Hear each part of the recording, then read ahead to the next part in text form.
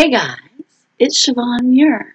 Early in the morning. I know it's kind of crazy and we're all doing our thing and early in the morning never it's all about early in the morning. It's all about early morning. Welcome back to the Sunday morning tea. I'm going to be talking about a new release. Yes, this week I have a new release. A new release is coming. Are you good with that? I'm of course drinking my coffee, and it's trying to keep me warm on this early morning because it turns out last night it snowed just a little bit, just like a dusting, threatening to pretend to be a real. Good morning, Chandra. Yay! Good morning. Do you have something warm to drink? I'm of course using my my Scrabble, my S Scrabble cup. So, it'll keep me warm. But of course, I wanted to talk about my new release that is coming because y'all need to know about that. It's important that it's going out. Also, do find out that sign up for my newsletter, because the newsletter will, of course, let everybody know that stuff's going on and things like that. And I will try to. Hey, Terry, welcome. Yay! Good morning, you guys. I'm so glad people are here and visiting me and stuff like that. It was a slow morning this morning. I couldn't quite get going quickly. I admit it. Hey, good morning, Sarah. Yay! Good morning. Yeah, I wanted to this morning to talk about my new release because, people have been. I haven't been doing much promo, and the reason I haven't done much promo is because, well, Facebook shut me out for a while, so it was kind of like, maybe I'll just use this time to do editing, because there's another story coming, because apparently my muse just doesn't shut up. So, Terry says she's got her oatmeal and sweet and spicy hot tea. Oh, I love the sweet and spicy hot tea, Terry. That stuff's good. I periodically buy a new box so I can keep up with it. Otherwise we run out.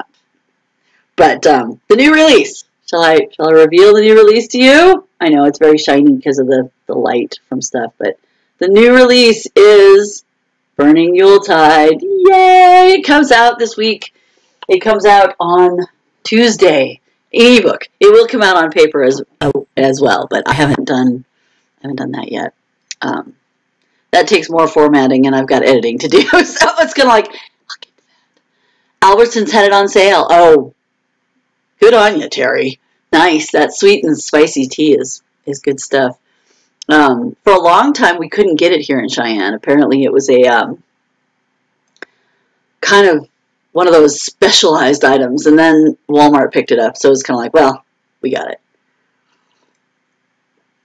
So, anyway, I hope you guys are doing great.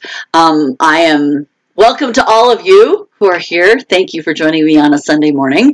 I do hope you have something warm to drink. If you guys have any questions, feel free to type them in the live chat, and I can respond to them. I know I don't normally answer on the live chat by typing. I can, but I'd rather just talk to you since you're here listening to me yammer along at you. But when with the new release that's coming out, I do have a lot of promo stuff to do. I should probably put out some teaser images with quotes. Maybe you'd like that. I should probably consider doing that. Anyway, it will definitely go out in the newsletter. I'll probably just put the cover, put the links, and put a excerpt in it so that you guys can enjoy that. I'm here for you guys. And then I can start getting to work on Cloudburst Coffee and Spa, which comes out in March. The question is, can I get writing done in addition to the editing? Some of the editing is taking a lot longer. I have to go through every scene. I have to go through all the words and make sure that they don't overlap from stuff before, because I've had conversations. They were written at different times. So when the conversations happen between the hero and his mom, I don't need to repeat that conversation a little bit later, and I had to modify some stuff like that. So it takes a little bit more effort than my usual. I just go through it and fix stuff up. It comes out on Tuesday, Terry. It comes out on Tuesday, January 9th. Woohoo! The newsletter, yeah, I'll put the newsletter out that day too. So that way you can get the book and the newsletter and, all at once. And I'm trying to take a page from Kat Johnson. She often sends out a new release newsletter. And I'm hoping that'll get people to get excited. At the very top of this chat, chat log, there's the link to the newsletter that you can sign up for. Yes, you totally can. Tuesday. Tuesday's the day that you can get the review posted. Yep. Yay for people who have read it.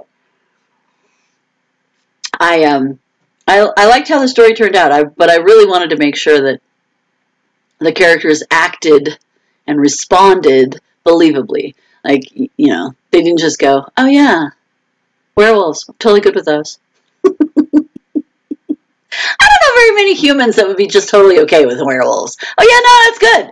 Check out that guy. He just shifted into a big slobbering wolf. We're all good. Don't know too many humans who do that. But there you go. In any case, so that one comes out on Tuesday. I know there's a couple of people that really like it in paper, so eventually I will put it together in paper.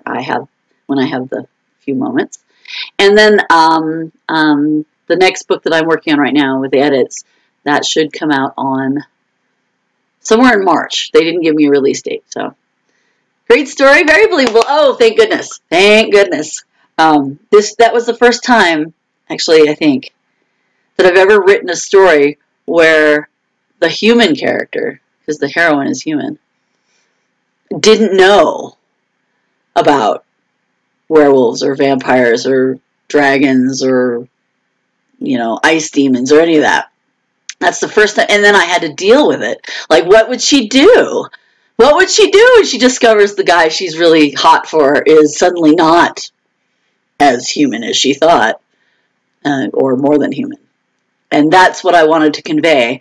And it did give hints to another character. Her name is Kate Black Amber. It gave hints to her story. And there's another one that's going to need a lot of editing. My writing has significantly changed since I wrote Kate's story. So Kate's going to take a lot of effort. Just saying. Kate had a similar reaction, except for Kate had the added bonus of realizing that she wasn't human either. That went well. And then there was the guy that was trying to kill her. All in a day's work. You find out you're not human, the guy you're interested in isn't human, and there's somebody after you to kill you. Hey! Totally. Yeah, Kate's story was written a long time ago, Terry. It was, I think I finished it in like 2010, but it just sat there because I had all these other stories I wanted to get out first before I introduced Kate. And then I wrote Order of the Dragon. And then I wrote The Valkyrie Sword. And now Burning Yuletide. And so Kate's story, it was kind of like, well, I have all these other stories. Well, now it might be a good time to edit that one. And I know a couple of people will say, hey, are you going to write, has Kate's story come out yet? No, it's written, but it hasn't come out yet. You will also find, because I do this to y'all, I'm very good at doing this to you. I actually connected it to Her Devoted Vampire. So I told you, I put in little Easter eggs. If you guys don't pay attention, you'll miss it. But yes, little Easter eggs of the connections to other stories that have already been written. So you have a whole bunch. When you get one story, you can actually make connections to other stories.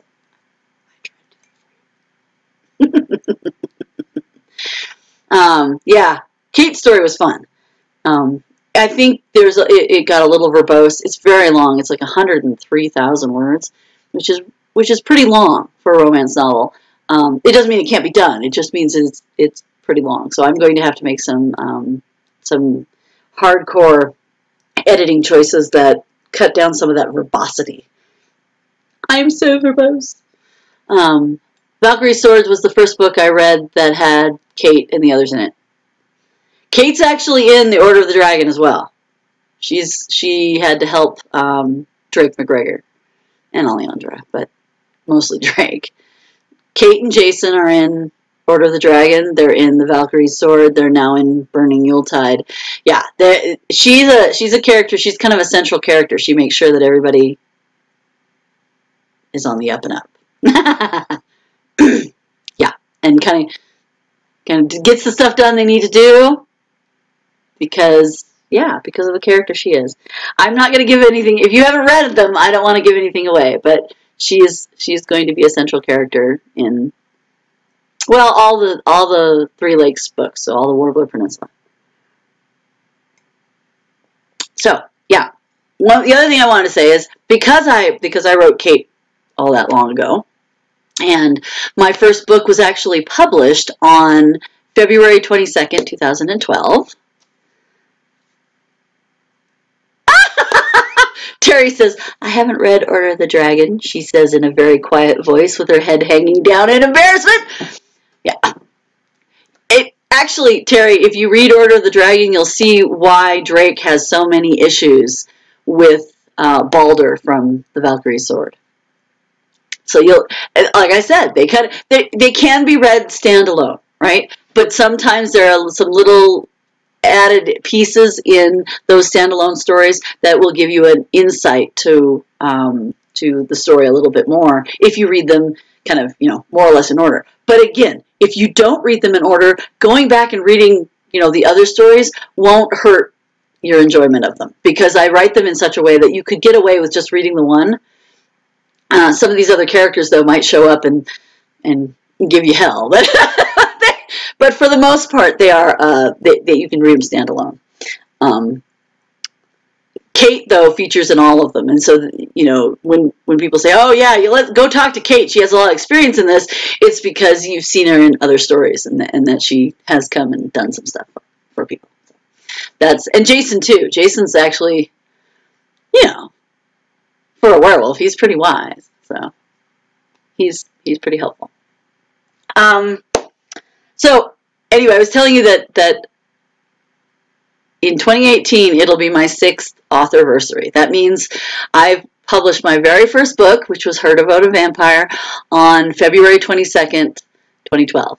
Okay, so when that book came out, and I used to have a bunch of old postcards of it, but when that book came out, it was like my first book to get out there, and it was a story about kind of making fun of the bodice ripper tropes from the 1980s of romance, right? Where the heroine she swoons when the hero sweeps her off her feet, even if he's a jerk, and I made fun of it particularly with like the pirate romances where she gets kidnapped and he's this rough old pirate and he's not going to take it, and he throws her up against the mast and tries to feel her up, and she's all like, oh yes, and you're like, really?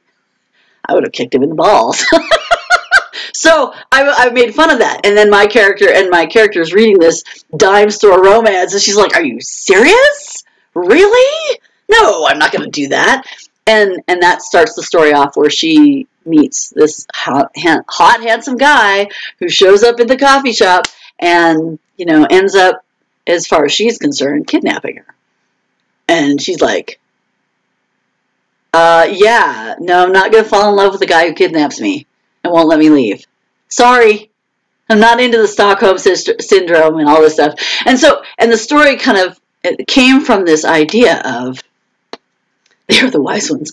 Yeah, the story kind of came from the idea that, how far would you go to get away? I don't care how good looking he is. He can be hot and sexy, but he's still dangerous and frightening. What would you do to get away? And when it first came out, I remember getting comments on the blogs that I visited like, oh, I would never try. And I'm going, really? Oh, okay. Because the idea was she didn't know he was not going to hurt her. You know, he was powerful and big and fast, and and as far he was trying to tell her that he's a vampire, and she's all like, whatever, vampires don't exist. So here you had another human going, you're making this stuff, you're seeing a whole tribe of psychiatrists, aren't you? So the idea came down that I was like, well, I was kind of making fun of the romantic trope of the kidnap and fall in love with your kidnapper. And because I think in real life you'd be more panicked, and that's what I wanted to see. What I wanted to see was what she would do. So the first one came out in 2012, and then I got the rights back. I think I got the rights back in 2016. Yeah, I got the rights back in 2016, and I edited it and fixed it and revamped it. It's a vampire story. I revamped it, and I lengthened it. So I added more story in there to make it a little more believable, as well as making the hero a lot more well-rounded. Like, he actually has friends. Did you know that? It's funny how my writing has changed over time, because it's like, all right, like, he might have friends. He might have a history that has something to do other than the heroine. Things I've learned over the years. So putting that book out and fixing it and making it more believable for the hero, even if he is a vampire, I made it a much better story now. But that means that I've still been doing this for 6 years come February. I did some dishes and got more coffee. I haven't read The Order of the Dragon either. Oh, Order of the Dragon. It's actually had one of the funniest. When I first wrote the scene, it was one of the funniest sex scenes I've ever written, because the hero is trying desperately not to get anywhere near the heroine, and then he breaks his leg, and she's a doctor, and so he goes to the clinic, and there she is, and he's trying to avoid her, and it just goes from there. I'm not going to tell you, I'm not going to give it away, but it was one of the funniest stories, or one of the funniest scenes to write, because he is so desperate to avoid her. And she's all like, I'm a doctor, are you going to be okay? No. So, yeah, Order of the Dragon. Order of the Dragon is also connected to Her Devoted Vampire. So there you go. It's all connected. But the reason I wanted to point this out to you guys is in 2018, it will be my 6th anniversary. So I have 6 calendars. And the calendars are cool because they have my cover art in them, right? So you can get the different, you can get the different cover art pieces. There's the Valkyrie's sword, and Queen Bitch, and Robe of Falling Star, Wildfire's Heart, Starlight Starbright. There's Her Devoted Vampires. I was telling you, Her Devoted Vampire, right there. And then this is the Order of the Dragon. They're related. And then, of course, in December is Burning Yuletide. No, you can't buy them. These are going to be giveaways I've done on my for my 6th anniversary. There are 6 of them. I will give it to 6 different winners, because one for every year. And then later in the year, maybe I'll put some more of them out. But to win them, you have to join me for my, I guess, authorversary party. And maybe I'll do it here on YouTube, or we'll do some stuff. Actually, it was so fun for my birthday to do those little live posts. Of course, it took me only forever to get the prizes to people. Sorry. Let's see. I got paperbacks from Siobhan in Nashville, but they're put away. I need to find them after we move. Oh, yes. And did you find a good place to stay, Chandra? I remember you saying that you were on your way to move, so yeah. I'm hoping you find a good place to live, and that it will be more comfortable than where you're at right now. It'll suit you very well. I'm hoping to move also this year in 2018. Now, I won't stop writing, and I won't, I'll still have my nifty cool office and stuff like that, but you're still looking. Yeah, I'm hoping that this is the year we pack our crap, and there's a lot of crap to pack, and we move to a new place. But we'll see. If not, then I'll be here. Absolutely. And we're going to stay in Cheyenne, so don't panic. I'm not leaving Cheyenne. We are going to stay here, but I'm hoping that we can move to a new house. Anyway, that's my hope. You never can tell how things change and move and stuff like that. So, but I will still be writing. Last night, my cover photographer, he's like, "So, what books are coming out this year?" And I said, "Well, let's see. We have Burning Yuletide, Cloudburst Coffee and Spa, Deli's Takeout, The Samhain Soldier, and I'm sorry, Locked Hearts, and another firefighter story, or no, Viking, January's Viking." So these are some of the stories that are coming out. We've been in the same place for 25 years, and it's amazing how much stuff you accumulate. Oh, Mary, I've only lived in Cheyenne for like 3 or 4 years, and I've already got more stuff. I mean, seriously, where did I get all this? It's only been 4 years. You gotta be kidding me. Most of the crap is still in storage unit in Memphis. That's good. Are you gonna stay in Memphis, Chandra, or are you gonna move to a new city? Yeah, I'm looking around going, why do I have all this stuff? You start to think, and now a lot of the stuff that's in this office, at least, is swag that I'm eventually going to give away when the books get written. But, and Terry says she's been there almost 17 years and planning to move one more time when we retire. Yeah, what was it my mom said recently? She said that, they, of course, have been married almost 50 years. And so they have 50 years worth of accumulation. And they're like, okay, what do we need to do about this? We don't need all this stuff. And she's absolutely right. None of us need all this stuff. I got more stuff than I can shake a stick at. So I asked her, what does she do about it? And she said, well, we have all these old boxes in the garage. And she says, every week, once a week, it doesn't have to be every day, whatever. She said, in 1 week, we go through one box, and we open it up, and we decide we're not even going to open it up. We're just going to give it to Goodwill, right? You don't even open it up. The idea is you go through one box, get rid of the stuff you don't need, keep what little you do or not, and every week you go through a box, and it helps cut down on the stuff. And I'm thinking, it's not in boxes. But I like her idea. Maybe I should box stuff up and then go through a box and say, all right, we're getting rid of this.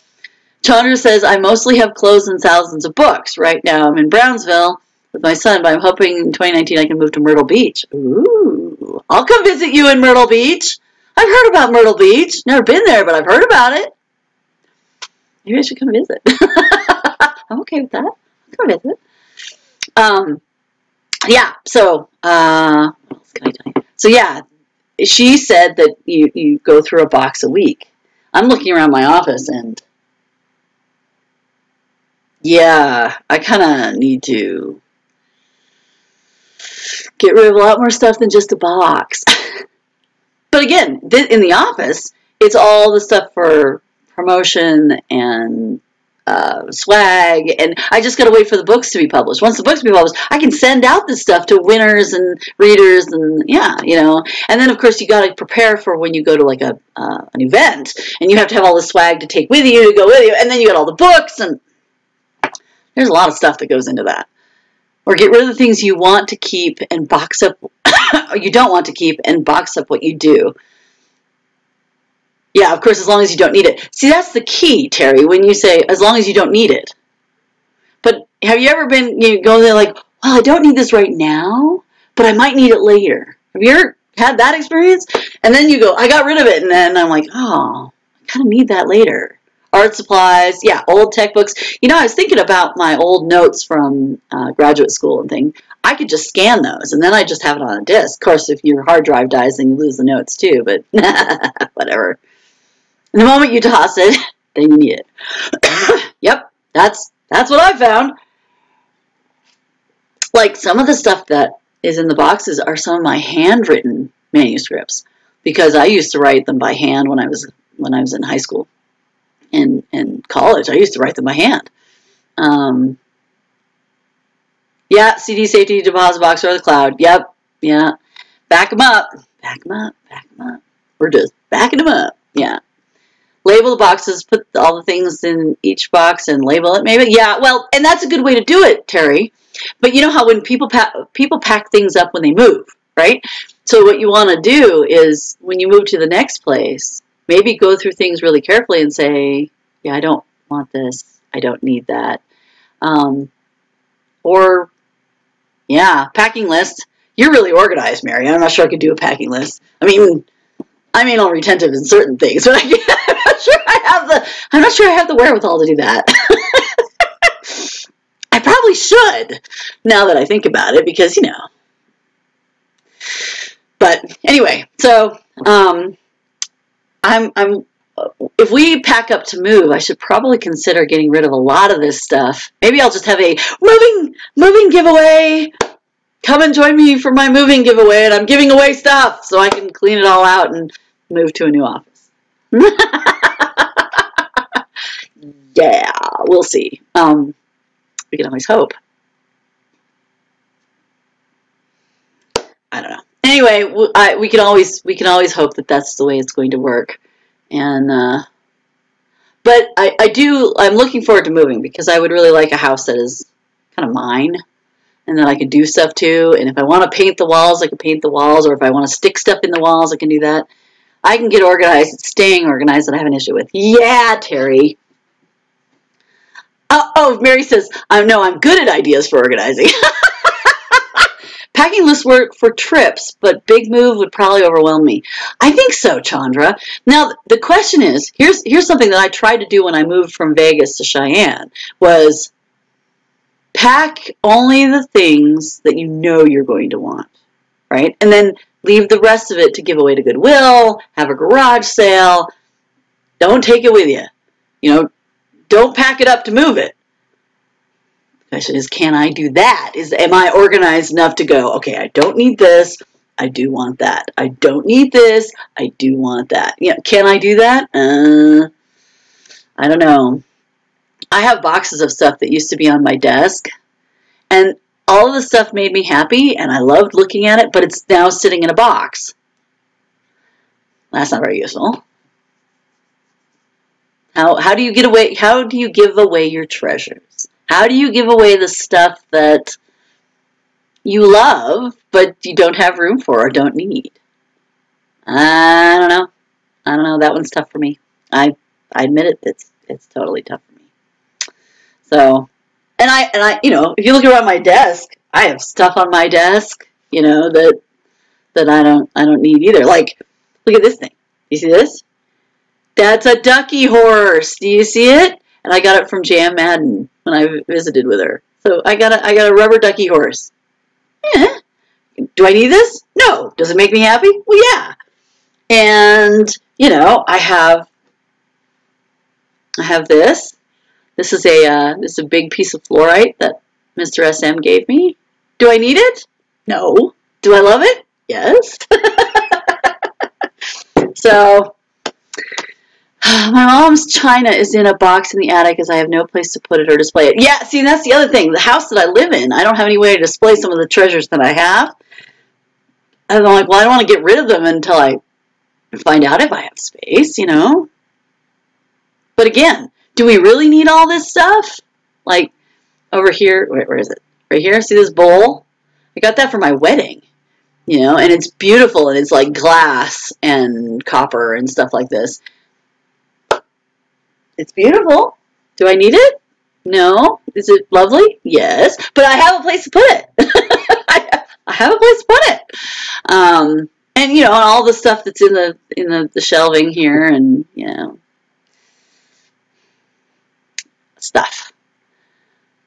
Once I get a place, I plan to go through the things in storage and over the next year. Yeah, and pare down. I agree. And I wish you so much luck with that, Chandra, because, you open a box and go, oh, I remember this. Yeah. Anyway, I hope you guys have a great weekend. It's sunny. We got snow last night, but it's sunny here. So hopefully, it was just a skiff of snow. It wasn't really exciting. But hopefully it'll warm up enough we can go outside and enjoy the day. I do need to get editing finished. I do have a book coming out on Tuesday. Once you retire to pare down. Yeah, that's what my parents did, Terry. That's what they said. No, we're getting rid of this stuff. We're just going through a box. So you can do it. I have faith. In any case, I hope you guys, we hardly ever need our stuff, but we love it and it matters. I know. I have boxes in the garage that I probably will never get rid of because they're memory floggers from when I was a kid. I mean, they have all my little kid stuff in it. Things that I remember. I mean, like the old teddy bears that I had. Or, I was a really big fan of horses, so I had plastic model horses from Breyer that are probably worth a mint, and I'm not getting rid of them. They're mine. So, what to do? Anyway, I hope you have a delightful weekend. I hope and thank you for joining me. I mean, you guys rock. You guys showed up and hang with me and talk with me. That's cool. And I hope, and I will get editing done. We hope. And once we do the editing, then you'll have another story to enjoy. And then I can get to, as Mary would hope, I will get to Delhi. Delhi is the next one on the list. And once I get Delhi, then my photographer friend will stop bugging me to write Bones, because Bones is the next seal after Delhi. So there you go. Take care. Be well. Hopefully this thing will shut down the way. I figured out a way to shut it down, but we'll see if it does. Otherwise, I'm just going to be staring at you going, it's not there. And edit. You're totally becoming predictable. I kind of know that about you, Mary. I was writing the Delhi post. It's the next one, Mary. The next one that's going to be out is that. And then there's Bones. Bones will be the one after Delhi. So there you go. But thank you guys for joining me. Thank you for having a wonderful time. I'm so glad you're finding me here on YouTube. It's very important that I move my business away from Facebook and come and interact with you, because unlike Facebook, I am not a second-class citizen. I'm a person. Done. That's it. So have a good one. Happy weekend. And I will talk to you next weekend for the Saturday Evening Soliloquy on YouTube at 4 p.m. Pacific, 5 p.m. Mountain, 6 p.m. Central, and 7 p.m. Eastern. And then we'll do the Sunday morning tea. Right? And I will talk to you then. So have a good one, and I'm going to try to shut this down. And again, I might just stare at you for a little while. Unless it works. In which case, yay me. So, have a good one. I will talk to you later. All right.